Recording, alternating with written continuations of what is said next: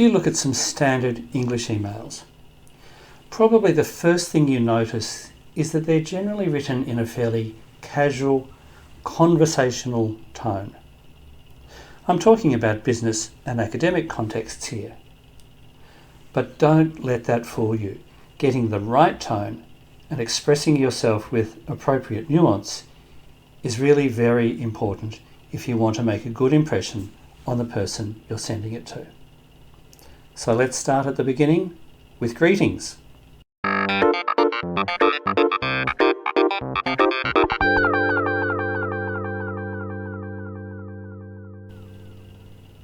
The most common greeting in an email is hi. This is fine in the vast majority of instances. If you're talking to your boss or your teacher, they would expect you to use hi. If I'm communicating with someone for the first time and we've never met or spoken before, I'll often start with hello. That's just a little bit less familiar than hi. It's also fine to start an email with good morning or just morning, followed by the person's name. And if you're sending an email to an address where you don't know the name of the person who will be reading it, just hello or good morning are good words to open with. If you're exchanging emails backwards and forwards with someone, a dialogue involving a series of emails on the same topic, there's no need to keep using the greeting. You can just continue the conversation. I never start an email with dear someone, which of course is the standard opening in a business letter. The only time people use dear as the opening is in very formal communications. When government departments write to you, they start their emails with Dear Mr. So-and-so. When lawyers write to you, they start their letters with dear. When people receive emails starting with dear, it doesn't make them feel relaxed and comfortable.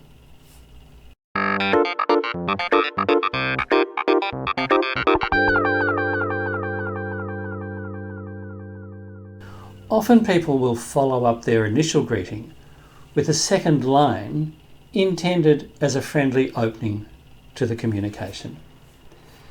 Now, this is where we first encounter the question of tone. What do you say and how do you say it in order to create the best impression? People often write, hope you're well. It's okay, but it can sound a bit formulaic and insincere, like when you buy a hamburger and they say, have a nice day. If you can find something more personalised to say to the person, then that's good. During the pandemic, especially when there's a new lockdown, people in Australia tended to say things like, hope you're safe and well, or hope you're doing okay in lockdown. And that sounds nice. Depending on the time of year, you can sometimes say, hope you had a nice break after the Christmas or Easter holidays, or hope you had a good weekend. Notice that with these greetings, two of them have omitted the I at the start of the sentence. Saying, hope you're well, rather than I hope you're well, makes it just a little less formal. If you're on friendly terms with the person you're emailing, it's perfectly natural to open with, how's it going? But be aware that this is quite a familiar greeting, not something you'd say to someone with whom you have a formal or distant business relationship. Sometimes before the weekend, people will open with Happy Friday, which is a shorthand way of saying, yay, the weekend is coming.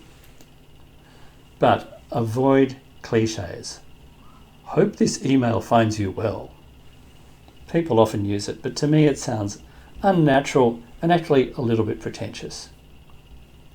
If you want to add a personal touch to a work email, sometimes it's best to do it at the end, or even in a postscript. I'll talk more about those when we get to closing your email. Now, at the start of this lesson, I said that English emails are usually written in a fairly casual, conversational style. Throughout this course, I'll be providing you with lots of common conversational phrases that you can use to achieve the right tone. But ultimately, your most useful resource for checking your tone is your own sense of what sounds right. Ask yourself if you can imagine using these words in conversation. Have you heard other English speakers using these phrases? In other words, do they sound right? And the best way to develop your sense of what sounds right is to speak English as much as you can with as many people as you can. There is no better method for improving your English than to find a conversation buddy and talk to them. Go online, there are plenty of sites, plenty of apps that can connect you with language buddies. It can feel like hard work. It can feel intimidating, but it's the thing that's going to make the biggest difference.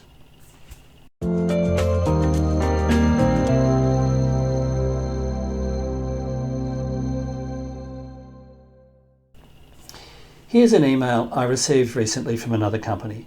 It's a standard, relatively formal business communication.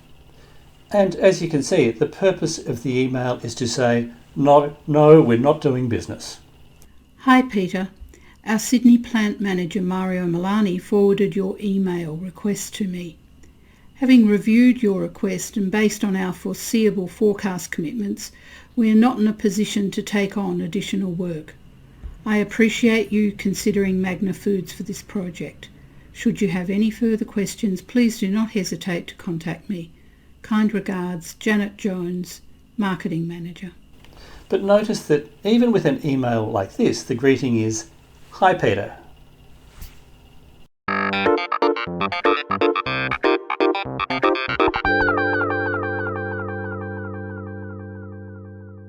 When starting an email using hi, you should follow it with the person's given name, not their surname.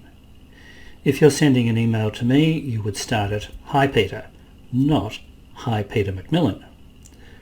And by the way, it's the same in a letter that you start with "Dear." You can write "Dear Peter," or more formally, "Dear Mr. McMillan," but you should not write "Dear Peter McMillan."